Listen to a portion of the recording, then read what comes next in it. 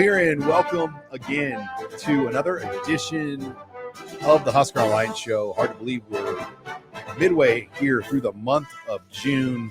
Lots going on, though. Opening headlines here as Steve Sipple, Robin Washett join me, and we'll later be joined by Abby Barmore. Big show for Abby, guys. We're going to talk a lot of women's athletics as it's been a monumental week for Nebraska with some big players / coaches coming back home. And we'll get into that next segment. But I want to start off with football. Another intense week of camps at Nebraska, more offers going out, and the staff off the road now with satellite camps. So a lot of official visitors making their way in this week. Next week still will be the bigger of the two weekends. Okay. But you will have a fairly significant in-state visitor this week, and we'll talk about that more too. Michael Burt from Creighton Prep, who's at Iowa as well last week. So that's one to watch. But the camps this weekend, I think what really jumped out, and I thought Brian Munson on Husker Online did a great job of breaking this down. A lot of new offers going out at Nebraska's camp. There were over 10 new offers that went out for Nebraska at camp, and that is not the norm. I mean, especially when you see like 6 of those offers being for the class of 2024, which tells you they're not just looking at young kids. Like, they're bringing in guys, giving them an opportunity, and giving offers to guys in the class of 2024, which really isn't the norm in today's Power 5 camp world. What? So why? Why is that happening? Because usually you do a lot of your homework so early that you already have your guys offered and targeted. And this staff wasn't here until November, December. And this staff has done their homework and have guys targeted, but they're open to adding new guys to the recruiting board. And I look at like Jake Peters from Cedar Falls, Iowa, interior lineman. They offered him at the camp as an offensive lineman for 2024. They brought in, and Robin, you saw him, Derek Brown Jr., Charlotte native, but he's at Avon Old Farms, which is a prep school. That's where Casey Rogers went to school. And you got to watch him, right? Yeah, immediately jumped out. I mean, he was one of those guys is like, this guy looks like an incoming freshman already. And so, like, you're getting those types of players that, just kind of hearing his backstory, he was starting to get real heavy interest from, Penn State and Rutgers.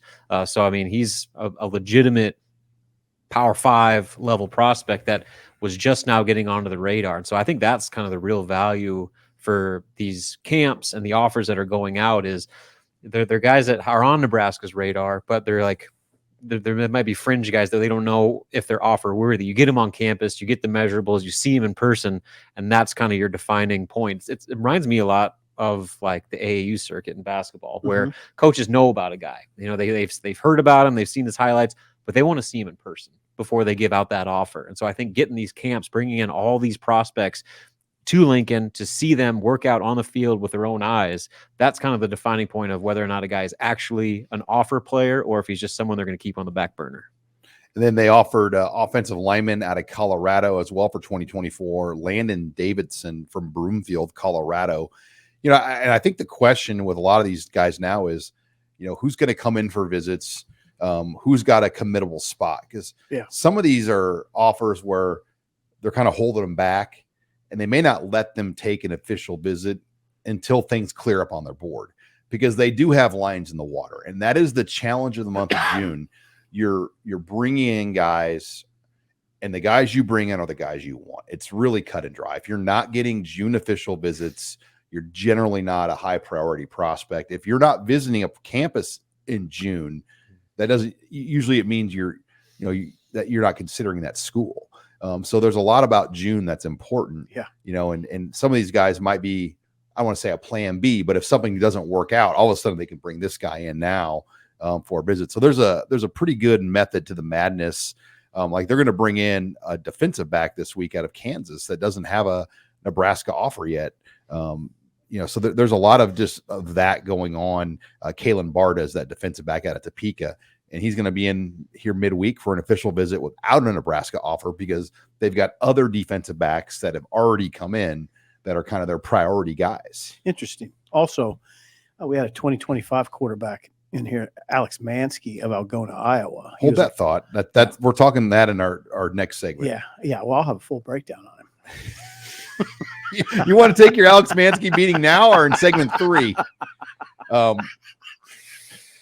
Let's wait till 3. Hey, they got a, and then the other opening headline from recruiting, wow, Sean, they got a punter.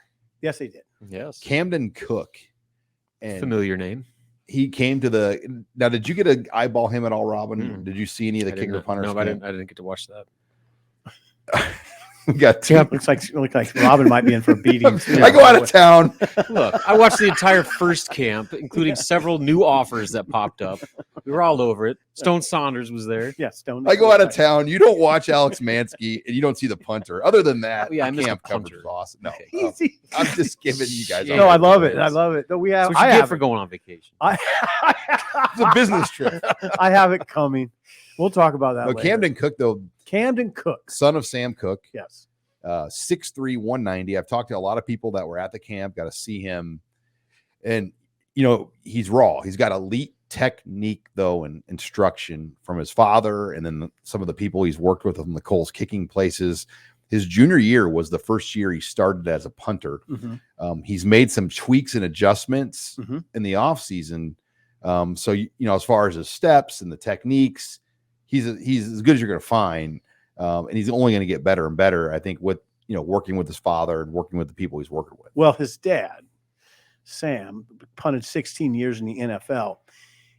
I'd almost regard him as the ultimate technician.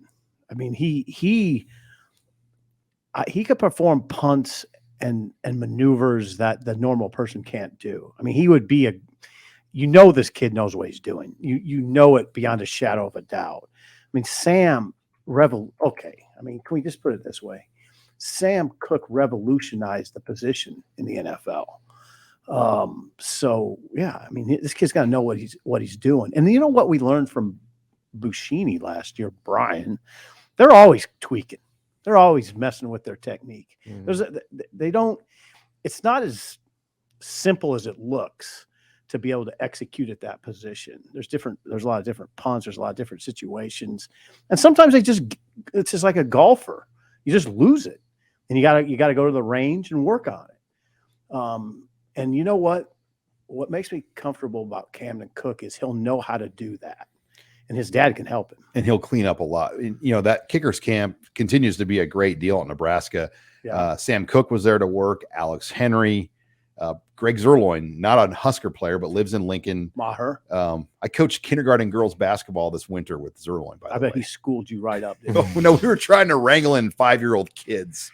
And Greg played at UNO, then Missouri Western. Brett Maher. Isn't that freaky that Brett Maher and Greg Zerloin, 2 of the 32 starting NFL kickers, literally live within a mile of each other in Lincoln? It is. I mean, that's it's kind of one of those what are the chances things. Because Maher's I see him all summer. His kids do the golf camps and stuff. We see him around that stuff too. So they're both around town a lot, but all those guys come back, work that camp. Sandra was back. Sandra DeAngelis, yeah. CFL Grey Cup champion. Yeah. Sandro's a high school soccer coach in Millard. So Sandro, he was the guy right after Josh Brown. Okay. They haven't got, Josh Brown, that's a name you don't hear much anymore, but he was a great NFL kicker. Yeah, he was with the Giants and then had that issue and it kind of ended his career. But before that, he was a legit. Mm-hmm. I mean, he was as good of a kicker as there was in the NFL. And he had a great career in Nebraska, obviously. Remember when he was so athletic that one spring they let Josh Brown try to play receiver? Right. It sort of fizzled fast. Yeah. It was quite a spring story, though. It kept us occupied for a few days. He kicked and tried to play receiver. Yeah. It didn't work out in the end, but he was athletic, though. And that all those guys, like Chris Brown played some scout team quarterback. I mean, he was a South Lake Carroll quarterback. Yeah. Sam Folds, he could have done it. Super. Well, and I think super athletic. The Ravens, John Harbaugh said that they were intending to draft Sam Folds to be the successor to Sam Cook. Isn't that interesting? So, yep. They add a kicker, and Buschini has 2 years left. Right. Our punter, excuse me. So he'll come in and redshirt and learn under Buschini for a year, and then ideally take over with 4 years to play for. Well, yeah, exactly. Seems like a good passing of the torch there. Yeah. I mean, it's a lot of scholarship money to carry for those positions, but as we've learned, don't take special teams for granted. They win and lose you games. We've seen close that. games. We've seen that. Yeah. I don't know why Nebraska loses all those close games. Look how bad their special teams have been. Right. And what do we talk about now in this new world that we're in the Big Ten? UCLA, USC coming. Difficult schedule 2025, probably 2026, probably 2027. Forever. Every year. Yeah. Yeah. And the specials become that much more important. Yeah. The line has never been finer. Right. Those guys become all, you know what, who else does? Long snapper. Think about this. Nebraska really hasn't had an issue at all with long snapper in 3 years. We haven't written about problems at long snapper in the last 3 years. That's one area where they've been good. They had 0 problems last year. Not one bad snap. Yeah, when you don't talk about the long Right. snapper, that means things are going well. Oh, last 3 years, they've had Yeah, no when problem. I show the recruiting film and we break down like the transfers, and I go, this is Marco Ortiz. Hopefully, this is the only time I'm talking about him. Yeah, 100%. between now and senior day, that's the only time you want to hear it. Megan needs to get like a little graphic of every time Sipple does 100%. 100%. We're at 1 right now. Well, I'll tell you what will make a head coach nervous is if they're getting on the bus and the long snapper's not there. That'll make any head coach nervous. Where the hell is Marco Ortiz right now? Where is he? We got to get him here. Now they'll have a backup, but come on. Well, think about Colorado 2019 when they didn't have a kicker available and they had to go into overtime with Isaac Armstrong, who hadn't kicked in years. That's a bad deal. And they lost the game in overtime because they didn't have. deal. I mean, and Isaac did what he could do, but you think about that game against Northwestern, they won. Lane McCallum, who was injured, He just snuck that thing through. his leg was injured. God, that was, it looked like Sean. Just a knuckleball. It was like the Dr. Pepper field goal challenge. I mean, that's what it came off as. That's what it looked like. Let's bring out Lane. He gets a try for the Dr. Pepper field goal challenge. The to win the tailgating all game. morning. Come on, Lane, give me a hand. What a moment though for Lane. I mean, he was hurt though. Like it wasn't that It was. can't It was kick. awesome. I mean, his leg didn't have full mobility. He Right. made it. Yeah, That's he all that made it. matters.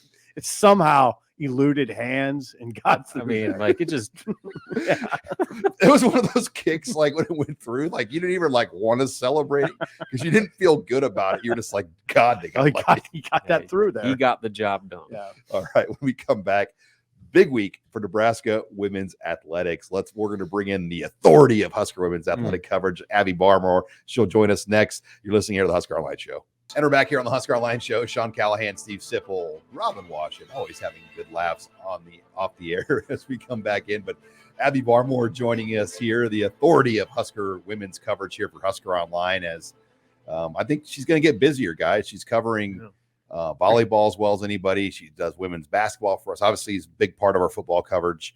But it looks like Abby, I might be sending you some softball. Are you okay with that? Yes, I'll definitely be okay with going to some softball games. Actually, in fact, I'm sure there'll be a lot more people going to the softball games this year Because it's not official, It's- but kind of. it's not official yet, but Jordy Ball, who was Oklahoma's pitcher for the last 2 seasons, and she won a national championship for them. She announced this week that she was transferring from Oklahoma to return home. She did not say she was committing to the Huskers or coming to Nebraska specifically, but this is her home. She is from Nebraska. She went to Papillion La Vista and is one of the greatest athletes to ever come out of Nebraska, the state. So it's a huge deal if she comes to Nebraska, and it seems pretty likely. I saw some comparisons, like somebody likened this to like Caitlin Clark, Oh. like transferring from Iowa, like one of the most famous figures in her sport is now on the market and might come to Nebraska. Like, is this that level, you think? I would say that it's at that level. And people have been trying to compare it because it's pretty rare for an athlete to win back-to-back national championships and then transfer out. Yeah. It's like an Alabama quarterback wins back-to-back championships and then goes to Auburn or something like that. It's just totally wild. she was 44-2 the last 2 years as a starter, 22-1 as a sophomore, 22-1 as a junior, a .90 ERA this season. Yeah, she's dominant.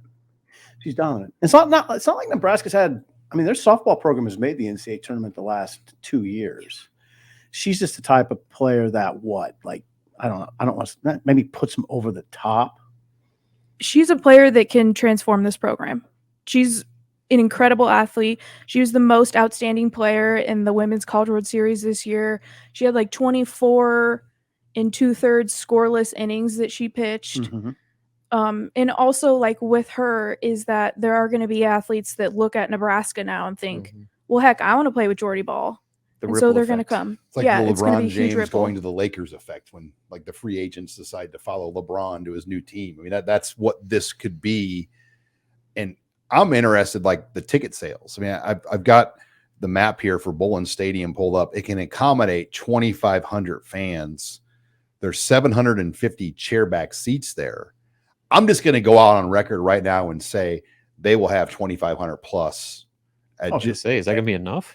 Just about every week. I mean, midweek colder games maybe, but the weekend series games at Bullen Stadium, there is going to be a draw. And the folks at Nebraska, I'm sure, are kind of probably going to strategize a season ticket launch because this is going to, it's not going to be Nebraska volleyball, but it's going to be at a level we haven't seen for softball ever at this school, Abby. Yeah, it's going to be quite wild. And also something that Jordy mentioned when she announced that she was leaving Oklahoma was that she wants to grow the sport of softball in Nebraska. And right now, a lot of young girls pick to play volleyball or basketball because they see volleyball being great here. But once they see great softball, I think a lot of them will want to play that sport, and there'll be a boom in girls softball, I think. This is the dynamic that's really interesting to me is Rhonda Revelle, who is in her 60s. I mean, what a late career boost this is. I mean, they've made 22 NCAA tournament appearances under her. They've been to 3 Women's College World Series. I covered one of her College World Series teams. Right. She's had success, but it's waned a little bit. She went through a bit of a scandal a couple of years ago. I'd say barely held on to the job. And that's how they lost Jordan Ball. There you go. Yeah, she was already committed to Nebraska before that, and then she switched to Oklahoma. Came out of that, and now look at this. Look at this late career shot in the arm. It's sort of amazing. One, what a way to go out for someone that's given so much to the sport and to the state. Like she could potentially have 2 opportunities to go to the College World Series. And she is so well respected in the sport. So is Lori Sipple. Yeah. I mean, the combination. No relation. No relation. I work out with Coach Sipple at Orange Theory, and she gets after it. Well, she was an Olympic. She was an Olympic pitcher. I mean, she's a high level athlete. She's at 6 a.m. Orange Theory almost every. But yeah, Lori Sipple's got to be the other happiest person in town because she's going to be able to coach Jordy Ball, who was committed to her. I mean, that was her recruit. That was their recruit that was going to come here. But the transfer floodgates are going to come. I'm just intrigued, though, once again, by the NIL element of this. Like, they can sell jerseys with their name and T-shirts with their name, and there will be a desire for people to buy those things. Young girls, there's going to be a desire to buy more tickets and go out to that stadium. And I'm not saying softball is going to make a revenue, so to speak, but the attention Nebraska is going to get on this team is going to change overnight. Yeah, it'll probably never be greater, and no fan base supports winners more than Nebraska. I mean, or even any sport. Losers sometimes. Yeah, even yeah. Tell me about it. So that's what I'm saying. Like, I'm just like, obviously the on-field product is really exciting, but just like the scene of what that could be if they get her, and then other big-time transfers follow, and all of a sudden you have a national title contender playing down the road. Incredible. I mean, that could be a major spectacle. Right. Abby, there's other big news this week. What? I kind of forgot about that. Another homecoming, another legend coming home. Yes. So this has been a huge week, as Sean has said several times, for Nebraska women's athletics. The volleyball team hired Jordan Larson to be an assistant coach. And that is also incredible. She is someone that has learned how to win at every level. She's one of the best volleyball players from the U.S. That's a great photo. And one of the best in the world. She helped lead the U.S. to their first Olympic gold medal in women's indoor volleyball. So this is a huge get for the Huskers. And actually, Jordan's going to try to continue to play and hope for the Olympics this upcoming year, 2024. So, this will be huge. And even for recruiting for Nebraska, what in a better way than to learn from one of the best to ever do it and learn about how to be a professional and succeed at that level than from someone that has done it grew up in Nebraska, came to Nebraska, won a national championship, won all kinds of awards, and then now she's returning home. Yeah, credibility comes. That's the word that comes to mind for me. If she addresses you, if you're a player, You listen. and Jordan Larson addresses you about anything that has to do with the game, the credibility factor's big in my mind. It always has been. Like if I were a player and I was coached by an NFL player like Terrence Knight, I would listen a little closer. I would, and I think that's what will happen with her. You had a great line in your what do you call it? Three takes. An Yeah, article? 3 takes. Yeah. She's like an article. Sorry, Story. Never know. You said I was going to give you a compliment. I still am. Okay. Grudgingly. Sorry. Abby, you had a great line. There's a reason both Nebraska and Team USA went to Larson for the final kill to win a national championship in Nebraska's case and an Olympic gold medal in the US's case. That's a great point. That doesn't happen by accident. She's a dominant athlete, and I think she'll bring that mindset to all of Nebraska's players, but also how they run their program, even though it is dominant already. But she knows how to mentally approach the game. She knows the pressure, maybe even greater than these athletes, because she's played all over the world and all kinds of big matches. So she's going to add a lot to this program on the court, but also off the court. Well, she'll probably practice with the team. Yeah, she actually, she mentioned last year that she was around the team because she was just training in the gym, getting ready for, playing professionally again. So she could maybe just put on some shoes and get out there and show them how it's done. Well, in 2000, for John Cook's first national title season, Nancy Mendering-Metcalf was an All-American and sat out the 2000 season because she was on the Olympic team and had to train and recover from that experience. So she was scout team. And then they had a Chinese student assistant, Guozhan Li, who was on the gold medal Chinese team. And the two of those players practiced against Nebraska every day. And, Isn't a Karch over there? I covered that team. Karch Karai. Sean never forgets anything. And so that was, the other thing I want to bring up too, Abby, is this is all possible because of a new rule change. The NCAA is now allowing a third full-time assistant. And it made it really difficult. Like when you can only have 2 full-time coaches. I mean, there's a lot of qualified people that could help volleyball, but now they can have 3. And that's why Jordan Larson is hired, because Kelly Hunter is still a part of this staff. And who's their other assistant right now? Jalen Reyes is their lead assistant. And also he won a national championship at BYU for their men's indoor team. So this staff knows how to win. I mean, Kelly Hunter is also one of the greats. She won 2 national championships at Nebraska and was an All-American setter. So let's not forget about them. This is like a powerhouse staff that they have put together. How much value do you think there is? Obviously John Cook carries a brand name in himself, but to have a staff like that, when you're recruiting at the level that he's recruiting, where you're getting the best players arguably in the world for their age, to have those voices alongside yours, say, hey, Coach Cook's busy, go talk to Jordan Larson, that seems like from a recruiting and development standpoint to be significant, where Nebraska volleyball was already the standard.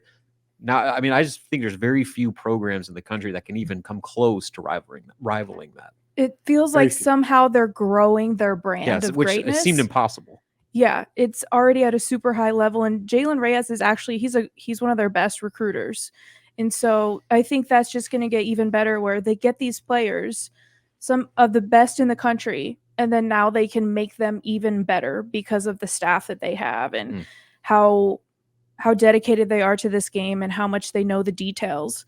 So it just seems like they're just getting better somehow, and it didn't feel like they could get to that level, but I guess next up, another national championship.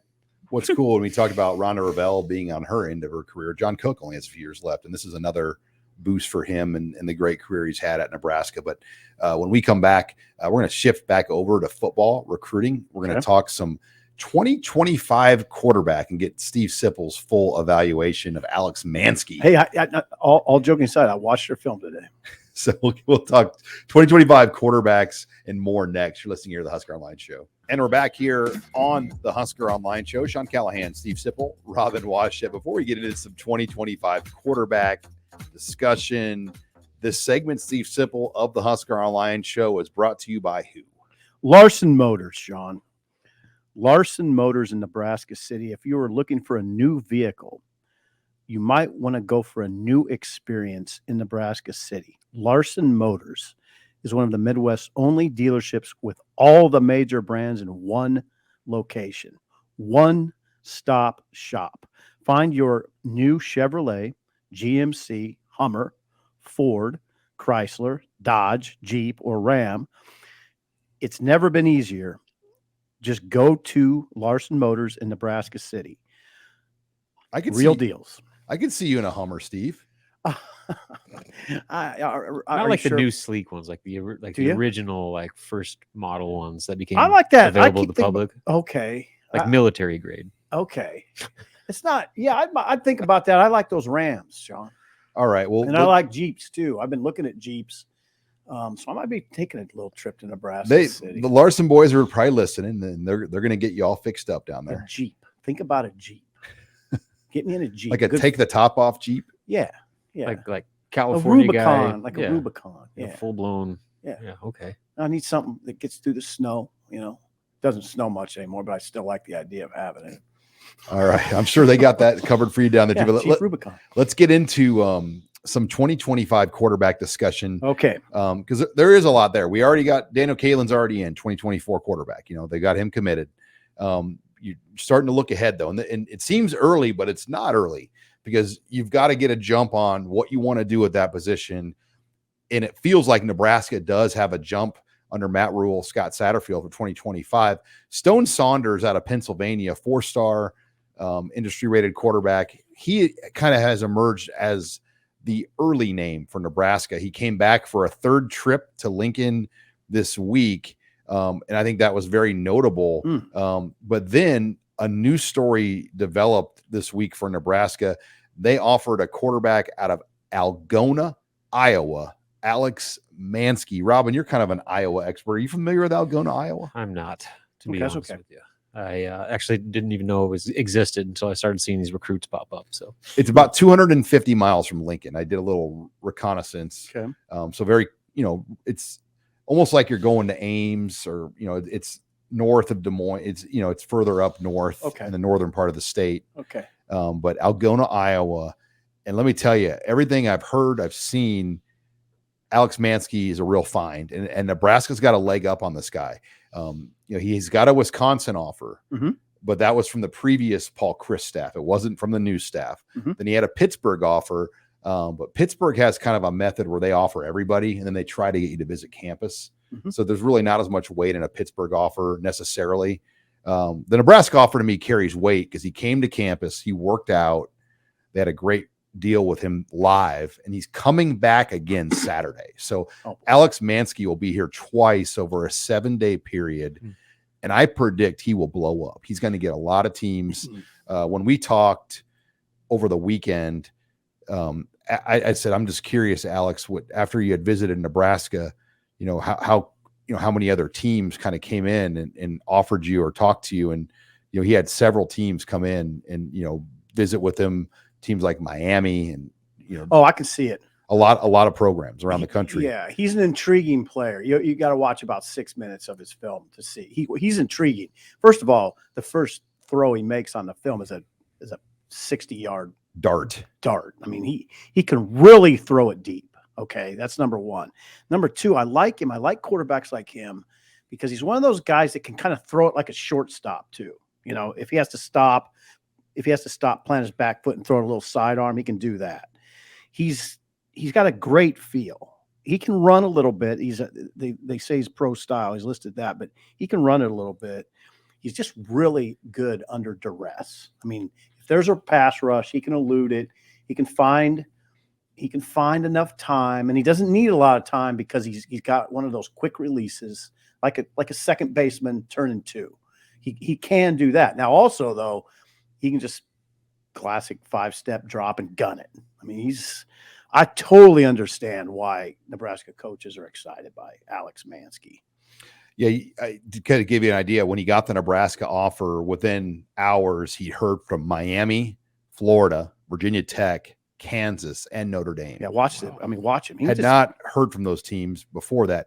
This week, he'll camp at K-State, Iowa, Missouri, Minnesota, Oklahoma, and Missouri. Or sorry, Oklahoma's another team that's kind of involved. So, you know, he's going to get more offers here this week. But yeah, here's some good. Well, yeah, we're footage. looking at sophomore tape here. I mean, that's a sophomore. That's a big time player. That's what that is. He's playing college football. I mean, it doesn't take you don't have to be Mort to see it. Mort, It's remember like him? Josh Allen. Oh, I don't know. No, I don't look at him like By that. the way, you're still getting killed for the Lamar Jackson. Yeah, I went to a little too far on that. Last week, Sipple said that Now, what did I say? Jeff exactly? Sims is a better thrower than Lamar Jackson. I think he's polished. Yeah, I mean, I get the Rob, yeah, reference. Rob, like, help me out. So I've- Rest I've in heard peace, the so comments. Sipple's not the only one that has used Lamar Jackson as an example. I don't know if he's a better passer at this point, considering he's a MVP quarterback. But I get what you're saying. Like, What about Mahomes? dynamic athlete? All right. I don't know what I was trying to get at there, but he's I don't know. He's very intriguing to me because of his arm strength. I'm just gonna say that. So how about Algona with Manske, Jack Limbaugh? I mean, like, Oh yeah. how are they producing just this like elite I level don't know. Power 5 talent? I've never even heard of them So before. I think that's a little school. I mean, I'm watching that film, and it's one of those schools where they're playing games where you can see you can see a TV in the house by the field. I mean, you know what I mean? Like you could sit on a patio and watch a game. Jack Limbaugh is a Husker legacy. Yes. His father, Jack Limbaugh, played for Nebraska as a walk-on, but his mother is Amber Holmquist. Okay. Remember the volleyball player? Absolutely. Oh, yeah. I remember Amber Holmquist. Now, Stone Saunders is a little different. He's not. First of all, he plays a higher level of football. Stone Saunders in Pennsylvania, and he was the Max Preps Pennsylvania Player of the Year. Now, Player of the Year in Pennsylvania is saying That's no joke. No, he's more technical. He looks more technical to me. He's less apt to improvise. Manske, I like him because he'll roll out of there and like I said, kind of throw it sidearm sometimes. You don't see as much of that from Stone Saunders. And Stone Saunders, by the way, if you watch the tape, he's throwing a number 6 all the time. And if you look up number 6, that's Rico Scott, and he's committed to Alabama. So he's got an Alabama. That helps. Yeah, it really helps. And I saw Saunders at the camp. You did? Yeah, so he was there on Saturday. watched him, so- Yeah, so What'd that look like? I mean, Seriously. the pool of players, it kind of was what it was, but he was by far the best, as you would expect, and just looked like a natural out there. He just had the zip on the ball, poised, had a little bit of a swagger to Yeah. him. And so, I mean, he looked every bit what you would expect a 4-star recruit to look like. Yeah. And so, he's not like the most physically, imposing type guy, but he looked like a guy that carried himself like a high level quarterback recruit. Yeah, 6'1", 195. I think 6'1", 195 is Stone Saunders Uh-huh. of Harrisburg, Pennsylvania. And Manske 6'3", 205. Yeah. So that's what I'm saying. He's a smaller guy, but Yeah. as far as polish goes, he's Yeah. got it. Oh, yeah. Well, if you're Iowa, though, can you let Manske get out of the Mansky? state? No, I'd say no. No, that's my answer. Yeah, I mean, It'd be a that's what I'm tough saying. deal. And the timing of this is really good. Rhule, new coach. Mhm. There could be changes in Iowa City. Yeah. We don't know that, but it Mhm. feels like things could happen there. So they could pluck this guy and he's been to Iowa games. He's on their radar. But give Matt Rhule and Satterfield a lot of credit. They offered. Mhm. It takes guts to make kind of an early quarterback offer to a guy that's not, the trendy 7-on-7 superstar quarterback. Three-star guy, Like a guy that's getting a lot of recognition because he goes on trips every weekend. I mean, this is old fashioned recruiting right here. You could see it though. He pops. I mean, he's an interesting prospect for sure. I could definitely see it. All right. When we come back, we're going to take questions in the mailbag. Abby Barmore will rejoin us. You're listening here to the Husker Online Show. And we're back here on the Husker Online Show. Sean Callahan, Steve Sipple, Robin Washut. Let's welcome in the world famous Abby Barmore rejoining us. It's a 2-segment Abby day. It's a big day. Big day, big day. All right. Mailbag time. Where are we jumping to first? Okay. Which group do you think will be most improved as a unit this season? Running backs or wide receivers? Oh man, that's a hard question because Trey Palmer did so much a year ago, and there were moments with Anthony Grant, but I think running back top to bottom will be more consistent. Yeah, I mean, I think that's the most proven commodities, or at least more known commodities. The running backs? I think so. So do they need to improve as much? Well, they didn't finish strong. They started strong, and then Anthony Grant kind of got overused. So my point was that you got guys that you think are going to be good, but like Grant is by far the most productive out of those, and he, like Sean said, fizzled out. So that's kind of where I'm going. But then wide receiver, fizzle out. Yeah, I think so. Okay. We made comments about how his legs looked tired at the end of the year, just because he didn't have that number 2 after AJ Allen went down. So I guess to that question, I think with the need for the running game to be more productive and consistent, that I'm going to say running back. You persuaded me. I guess I'll say running back. I do think, though, the receiver position could be more diverse, or just more guys contributing than we saw a year ago. Yes. I mean, it was way more. It was way one. I mean, think about the Purdue game. Right. Yeah. It was great to watch Trey Palmer, but not much else was going on. Right. They leaned hard on Palmer. Will they lean hard on anybody like they leaned on him? Maybe Billy Kemp, but it'll look a lot different because Billy Kemp underneath routes. Yeah, he isn't a field stretcher like Palmer. He can volume. Yeah, he's a volume guy, and he can stretch the field. I don't want to say he can't, because he catches balls over his shoulder on film at Virginia, but no, he's not that. No, he doesn't run like Trey Palmer. Nobody on the roster does. You win games off 8-yard catches on 3rd and 7, and I think Billy Kemp will be good at those plays. Okay. All right. What do you got next, Ab? Okay. What game do you give Nebraska the biggest percentage chance to win and the biggest % chance to lose? Say Big Ten. Big Ten. Big Ten. Oh, I thought Louisiana Tech. Okay, Yeah, Big Ten. because that's the. And let's take Michigan out of the equation. Yeah, I think we'd all say Michigan. Yeah. Okay, so in the Big Ten, I'll say Purdue for the best chance to win. Really? They Well, I know in just the lost chat, in the chat, the guy said, take out Northwestern for wins and take out Michigan for losses. So okay, let's narrow it down even further. I'll say Purdue. All right, you saying Purdue? I mean, they lost their coach. I'm with Sean. I think Purdue's the most winnable game on that. They lost a ton of players. I mean, I just read an article that they added 2 transfer portal tackles from an NAIA school. Hello. Yeah. Yeah, they got some issues. They need Hudson Card to be like Tom Brady for them to have a chance. I hate, and I still scratch my head over the choice of Ryan Walters as head coach. Nothing against him, but I mean, come on. Now, I grudgingly have to agree with both of you. I guess it's Purdue. It's a tough schedule. That's a tough schedule. Hardest game to win, I'm going to say at Wisconsin, November 18th in Madison. Yep. Yeah. That's what I said on the chat. Illinois is up there. Yeah. My pick's Wisconsin as well, but the fact that it's a Friday night coming off Michigan. Oh, yeah. Illinois is just tough. They're a tough team to They play. are. They beat you up. What about Minnesota? Yeah. It's close. Yeah, but it's close. Yeah. They have the advantage of the unknown. So there's just that element that no other game they're going to have that. So just degree of difficulty, having to play Illinois and their physical style coming off that Michigan game on a short week. That's just a tough draw. You know what's going to be unique about that opener? Both teams will huddle. Minnesota and Nebraska will huddle. So doesn't happen very often anymore. The greatest percentage win is Purdue. The reason I say it now, some people are going to say, "Oh, Sipple's saying that the schedule's tough." No, it's not. Yeah, the Big Ten schedule's tough. If that's the greatest percentage win, I guess, other than Northwestern, Purdue's beat you last year. I mean, I still think they're going to be different. After those 2 games, what would be the next one? I mean, would it be Maryland? I guess Maryland, but Maryland scares you because of their skill. You get Maryland and their quarterback. You get them in Lincoln the week after they play Penn State. That helps a lot. So the timing of that game, I do think Michigan State, it's early, but they're not as good. I mean, that receiver they lost, he has a 2nd-round grade. Oh boy, Michigan State lost a starting corner, starting receiver, and their starting quarterback. Yeah, Peyton Thorne. What do you got next, Abby? Okay.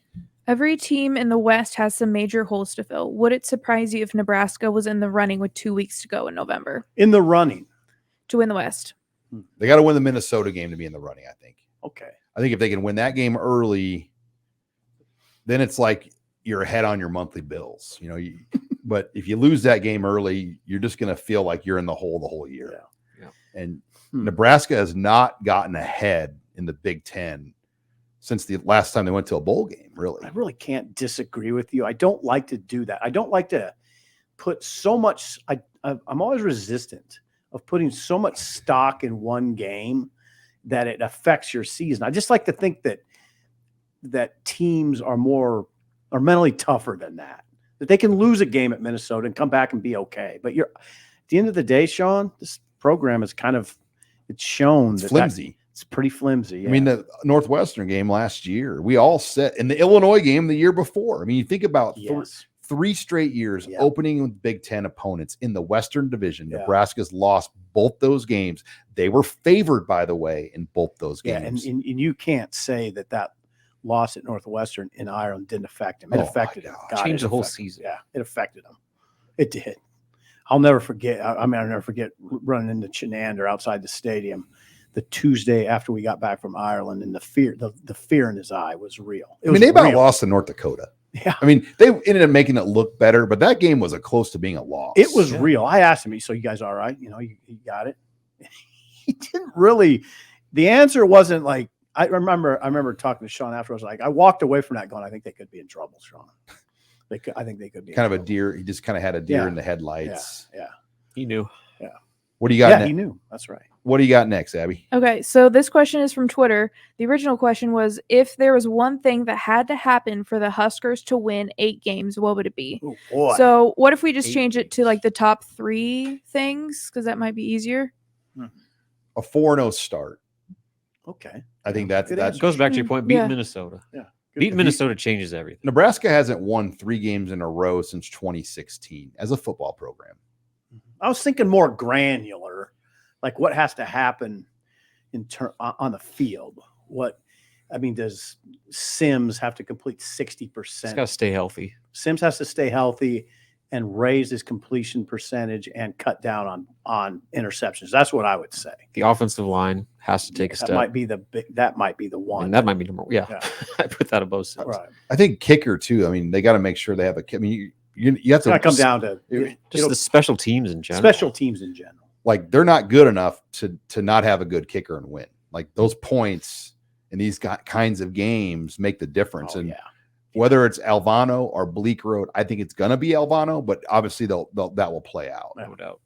Yeah, and Buccini's big in the conversation too. I mean, that really, if you're a Nebraska fan, you take a lot of comfort in having a consistent punter that can change the field. The line has to be better. Sims has to stay healthy, and the special teams need to be good. That's good. Yeah, those are good ones. Final question. Okay, so we're currently in the middle of camp season right now. So what is the best player that you discovered during a camp or kind of maybe brought to the light that wasn't on the radar yet?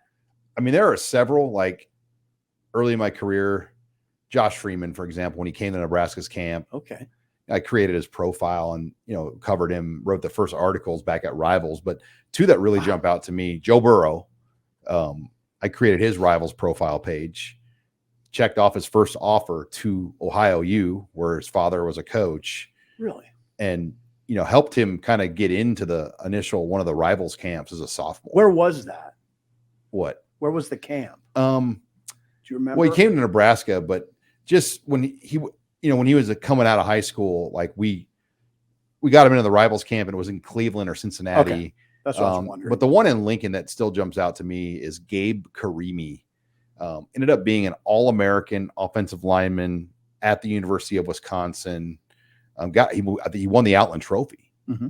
And he came to Nebraska's camp, did not have a Rivals profile at that time when I was working at Rivals. So I created the profile for the eventual Outland Trophy winner. Yeah.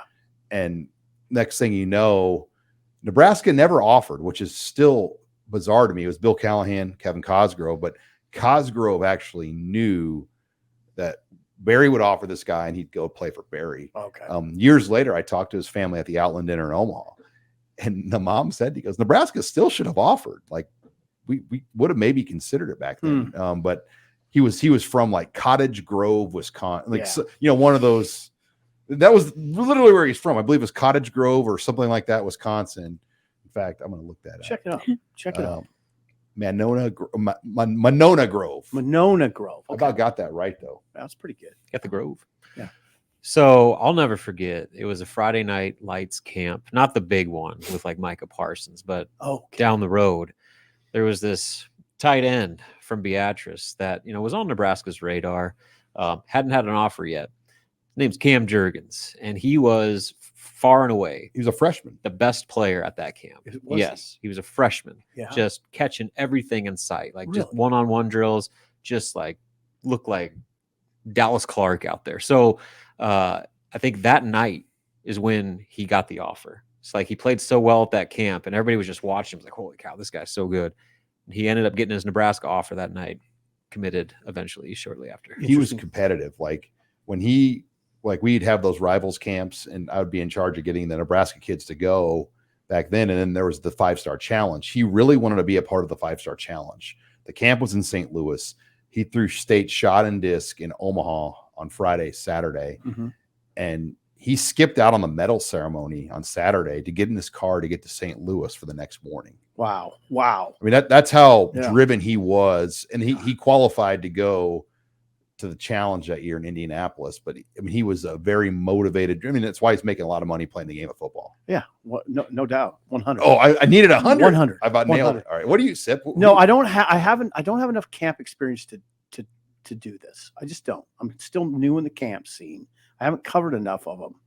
I'm hoping Will Anderson. I'm hoping Will Anderson turns out to be. Tell me like star. your first vision story of like DAngelo Evans, because. Okay, it wasn't camp though, I don't think. But I mean, when he came in as a freshman, I'm talking like when he got to Nebraska, like when you saw like the guy I remember most on that conversation is Amon Green. Now I remember that vividly.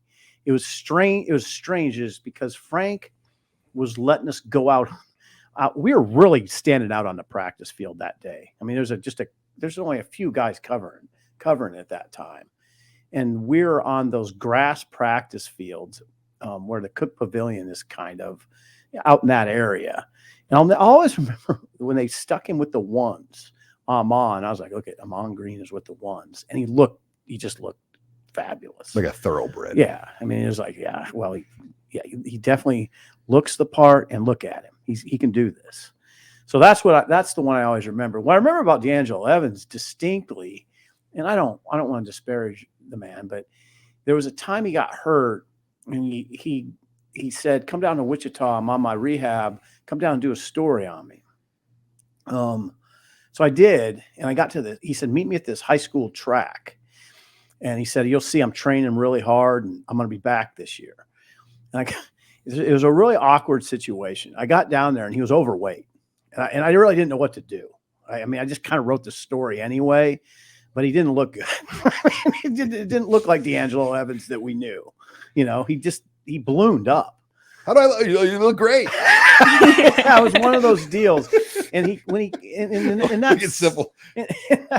Yeah, there's a good pick. Oh my God. That's the man. In that season, he wasn't as good. I mean, he just wasn't as good. He had a hard time getting back. Was that 98 or 99? Probably 99, I believe. Well, then 99 he left. Yeah. I did a where That's are they? right. I did a where are they now on DAngelo, and this has been like 10-ish. 2010. He ended up going to Emporia State. That's right. He did go to Emporia State. And he said that he really regretted like just how, impulsive he decided, the way he left the program at that moment. It was a tough deal. I mean, because in the middle of the season, he had a bad knee injury and he didn't come back. I thought he had a sports hernia too. Oh, could have been that. I thought it was a sports like Sean, I think you're probably right. The athletic pubitis. Yeah, I think he had that little deal. Because you go back to the Big 12 championship game in '96. Oh, he's fabulous. He was better in that game than Ricky Williams and Priest Holmes and Amon Green. Yeah, I remember the Kansas State game. He had a huge game at Kansas State. He just looked like he'd be one of the best running backs Nebraska's ever had. And then got that injury, ballooned up, and wasn't the same guy. Lost quickness. All right, when we come back, we'll close this show. I want to talk some baseball and some basketball news of notes, but mainly the return of Rob Childress and the other moves that Will Bolt has made. You're listening here to the Husker Online Show. Final segment here of the Husker Online Show. Sean Callahan, Steve Sipple, Robin Washett. Guys, I want to close with some Nebraska baseball discussion. because a lot obviously happened there in the last week. Number one, Will Bolt parted ways with his pitching coach, Jeff Christie, former Husker, Lincoln Southeast product. Since all that's happened, the NCAA also added the third assistant coach. So he had 2 staff spots to fill. Now official, Rob Childress comes back to Nebraska in a pitching coach role. Mike Sirianni, former Creighton Blue Jay, Arkansas State player that was coaching at Wichita State, he is coming on as that third assistant. And these are big-time hires. Obviously, Rob Childress, but Sirianni is regarded as one of the better evaluators. I mean, he built a really, really good roster at Wichita State. I talked to a coach that was familiar with their roster, and he said it wasn't talent. I mean, Wichita State was a really, really talented team, and he was a big reason why. So 2 big-time hires by Will Bolt. Yeah, and he's got to get this right. I mean, Will, let's face it, he's missed the NCAA tournament 2 straight years. And I don't know if he want to play with that fire of missing a third. This has got to get going now. Mm-hmm. So he injected some coaching talent into the equation.